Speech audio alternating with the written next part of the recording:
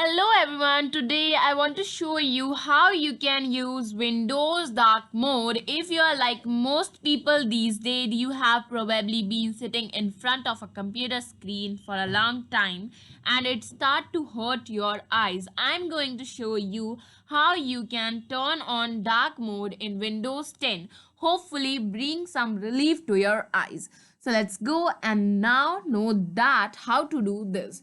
To turn on dark mode in Windows 10, go down to your taskbar within the search field and type in color settings and at the very top. Okay, at the very top, let's click on the best match option for colors setting. This opens up Windows color settings and right near the top there is a drop down called choose your color.